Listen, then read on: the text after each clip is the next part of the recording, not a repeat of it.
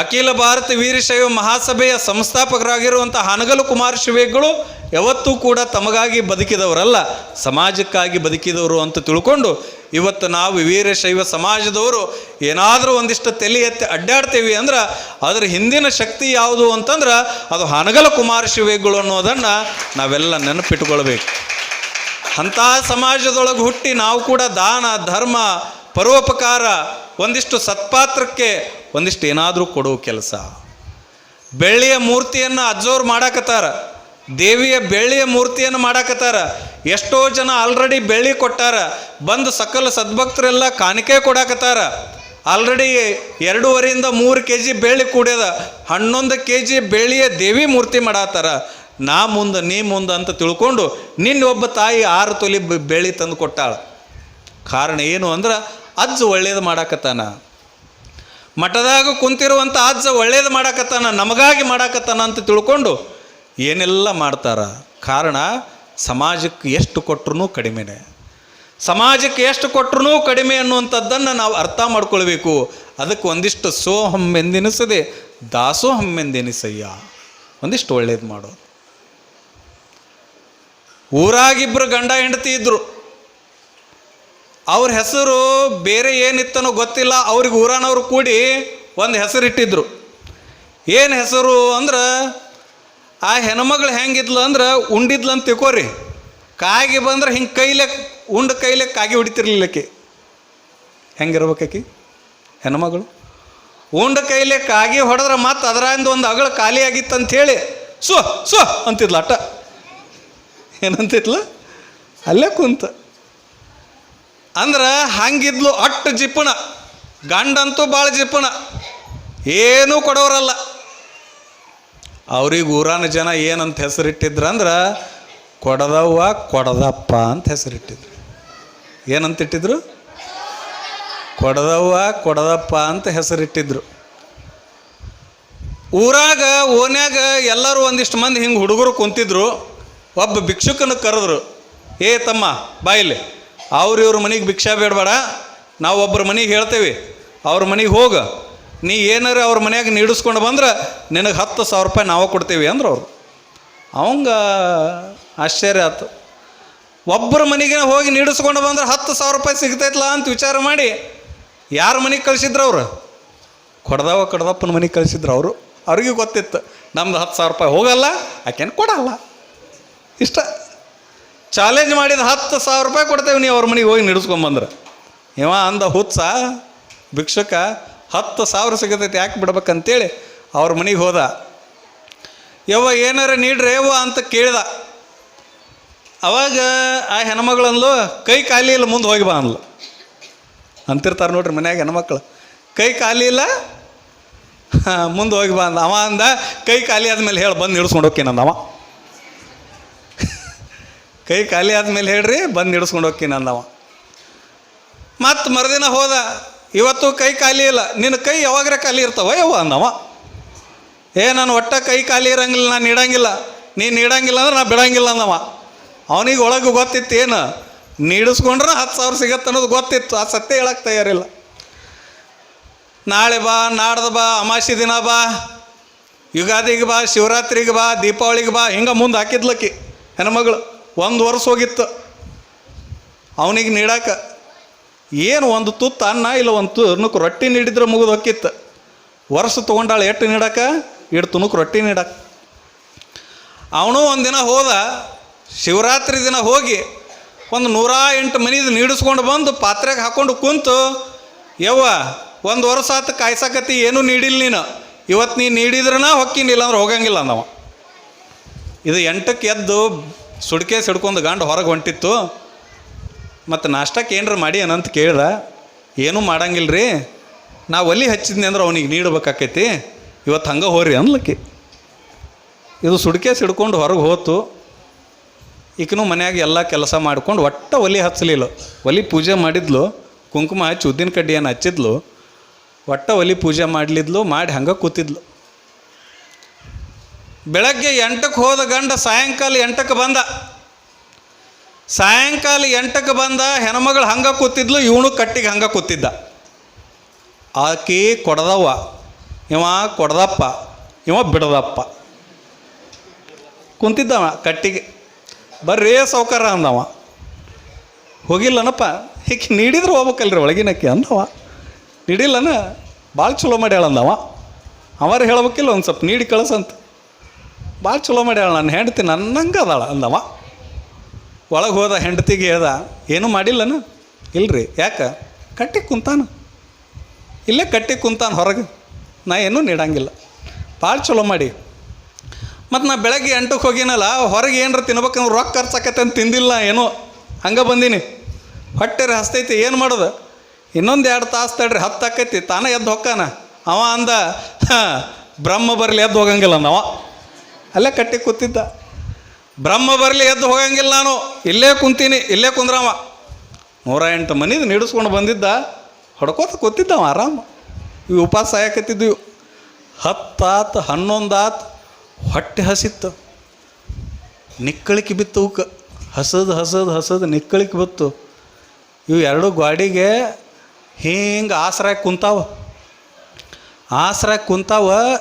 ಅಲ್ಲೇ ನಿದ್ದೆ ಹತ್ತೈತಿ ಇವಕ್ಕೆ. ಇಬ್ಬರು ಗಂಡ ಹೆಂಡ್ತಿಗೆ ಒಲಿ ಹಚ್ಚಕ್ಕೆ ಹೋಗೋಲ್ಲಾಗ್ಯಾರ. ಇವ ಅಂದ, ಮಾಡ್ತೀನಿ ತಡ್ರಿ ನಿಮ್ಮಿಬ್ಬರಿಗೆ ಇವತ್ತಂದವ. 11-12ಕ್ಕೆ ಎಚ್ಚರ ಆತು. 11-12ಕ್ಕೆ ಎಚ್ಚರ ಆದಾಗ ಇವ ಏನದಲ್ಲ ಭಿಕ್ಷುಕ, ಇವನಿಗೂ ಒಂದು ಜಂಪ್ ನಿದ್ದೆ ಹತ್ತಿತ್ತು. ಸಾವಕಾಶ ಹೆಂಡ್ತಿಗೆ ಎಬ್ಸಿದ. ಹೇಳ, ಏನು ಮಾಡಾಕತ್ತೆ ಅಂದ. ಏನಂದ?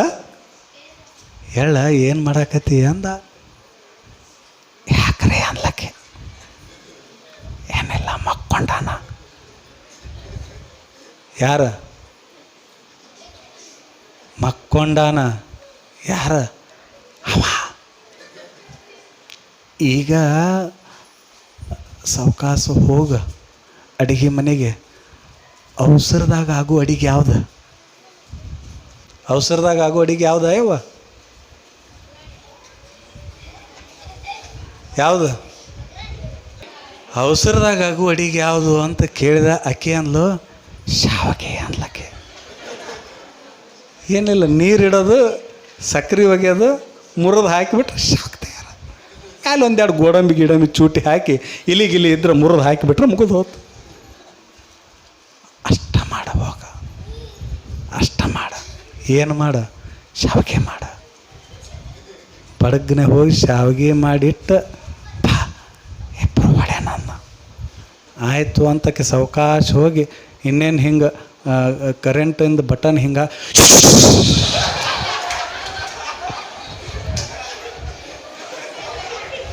ಅಲ್ಲ, ಅವ ಹಿಂಗೆ ಮಾಡಿದ. ಬಟನ್ ಹಾಕಿಬೇಡ, ಹೇಳ್ತಾನವ.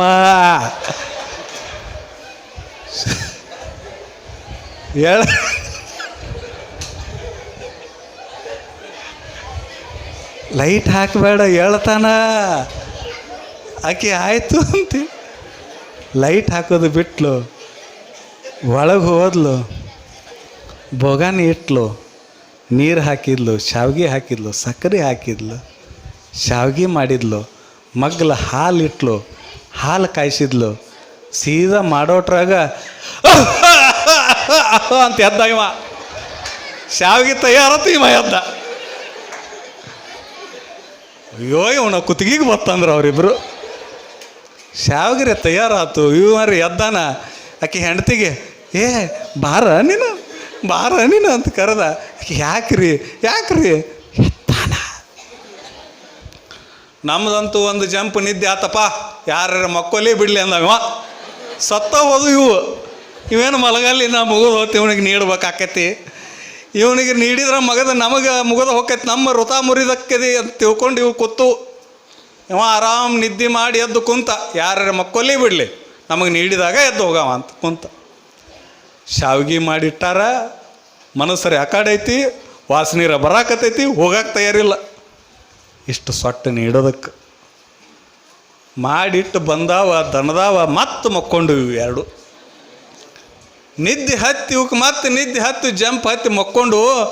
ಇವ ವಿಚಾರ ಮಾಡಿದ, ಇವು 2 ಈಗ ಮಕ್ಕೊಂಡವ, ಅದನ್ನು ಖಾಲಿ ಮಾಡಿ ಬರ್ಬೇಕಂದ. ಇವ ಹಿಂದೆ ಹೋದ, ಸಾವಕಾಶ ಹಿತ್ತಲು ಬಾಕಲ್ನ್ಯಾಗ ಹಾಸಿ ಏನು ಶಾವಿಗೆ ಮಾಡಿದ್ರಲ್ಲ ಅದನ್ನು ಬೋಗಾನಿ ಎತ್ತಿ ಗಟ ಗಟ ಗಟ ಕುಡ್ದ. ಅಲ್ಲೇ ಮಗ್ಲು ಆಕಳ ಆಯ್ತು, ಚಲೋ ಸಗಣಿ ಹಾಕಕತ್ತಿತ್ತು ಬಿಸಿ ಬಿಸಿದು. ಶಾವ್ಗೆ ಕುಡ್ದಾನ, ಸಗಣಿ ಹಿಡ್ದ ಅದ್ರಾಗಿಟ್ಟ. ಬೋಗಾನಿ ಖಾಲಿ ಮಾಡಿ ಸಗಣಿ ಹಿಡ್ದು ಅದ್ರಾಗಿಟ್ಟ. ಮಗ್ಲೇನು ಹಾಲು ಕಾಸಿಟ್ಟಿದ್ದ, ಹಾಲನ್ನೂ ಕುಡ್ದ.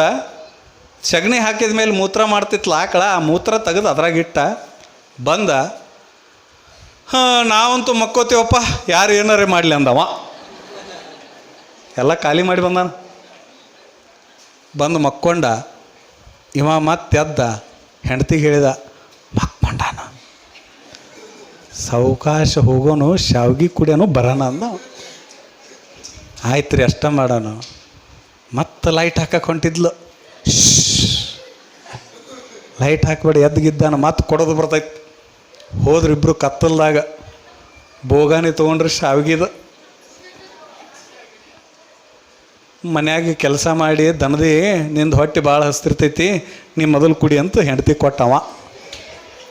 ಆಕೆ ಅಂದ್ಲು, ರೀ ನಾ ಗಂಡನ ಬಿಟ್ಟು ಯಾವತ್ತೇ ಮೊದಲು ಉಂಡಿನೇನ್ರಿ, ಮೊದಲು ನಿಮಗೆ ಉಣಿಸೆ ನಾ ಉಂಡೀನಿ, ಅದಕ್ಕೆ ನೀವೇ ಮೊದಲು ತಗೊಳ್ರಿ, ಎಷ್ಟು ನನ್ನ ಮೇಲೆ ಪ್ರೀತಿ ಐತೆ ಇದು ಅಂಥೇಳಿ ಹಿಂಗೆ ಮಾಡಿದ. ಮಾಡಿ ಬಡ ಬಡ ಬೋಗಾನಿ ತೊಗೊಂಡ, ಕುಡಿಯಾಕತ್ತ. ಕುಡ್ದ ಮಾಡಿದ. ಹಿಂಗೆ ಮಾಡಿ ಹೆಂಡ್ತಿಗಂದ, 15 ವರ್ಷ ಆತು ನೀನು ಮಾಡಿಕೊಂಡು, ಇನ್ನು ಶಾವ್ಗಿ ಮಾಡಿ ಸಗಣಿ ಮಾಡಿ. ಯಾಕ್ರಿ ಅನ್ಲಕ್ಕಿ? ಏನಿಲ್ಲ, ಇದು ಮತ್ತು ಯಾಕೋ ನನಗೆ ಸ್ವಲ್ಪ ರವ ಹತ್ತಾಕತೈತಿ, ನೀರೇ ಶಾವ್ಗಿ ಮಾಡಿನಂತೈತಿ, ಸಗಣಿಗತೆ ಕಾಣಕತ್ತೈತಿ, ತಗೋ ನೀಟು ಕುಡಿ ಅಂದವ.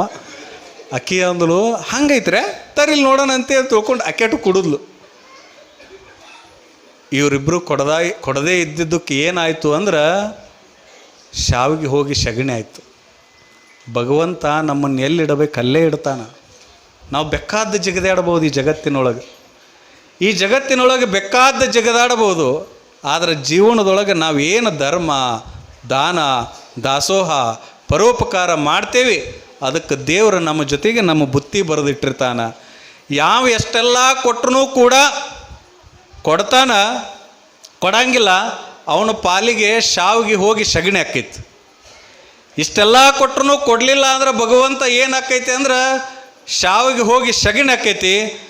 ಎಷ್ಟೆಲ್ಲ ಕೊಟ್ಟಾನಲ್ಲ ಅದರೊಳಗೆ ಒಂದಿಷ್ಟು ದಾಸೋಹ, ದಾನ, ಧರ್ಮ ಮಾಡೋಣ ಅಂತ ತಿಳ್ಕೊಂಡು ಯಾವ ನಡೀತಾನ, ಅವನ ಪಾಲಿಗೆ ಸಗಣಿದ್ರೂ ಕೂಡ ಅದನ್ನು ಶಾವಿಗೆ ಮಾಡ್ತಾನೆ ಭಗವಂತ ಅನ್ನುವಂಥದ್ದನ್ನು ನಾವು ಅರ್ಥ ಮಾಡ್ಕೊಳ್ಬೇಕು ಅನ್ನುವಂಥದ್ದನ್ನು ಈ ಸಂದರ್ಭದಲ್ಲಿ ಹೇಳಿ, ದಾನ, ಧರ್ಮ, ಪರೋಪಕಾರ ಅಂತ ಮಾಡಿದ್ರೆ ನಮ್ಮ ಜೀವನದೊಳಗೆ ಸಗಣಿ ಬಂದರೂ ಅದು ಶಾವಿಗೆ ಆಕ್ಕೈತಿ ಬಾಳಿನೊಳಗೆ ಅನ್ನುವಂಥ ತತ್ವವನ್ನು ನಾವು ತಿಳ್ಕೊಳ್ಳೋಣ ಎನ್ನುವಂಥ ಮಾತನ್ನು ಹೇಳ್ತಾ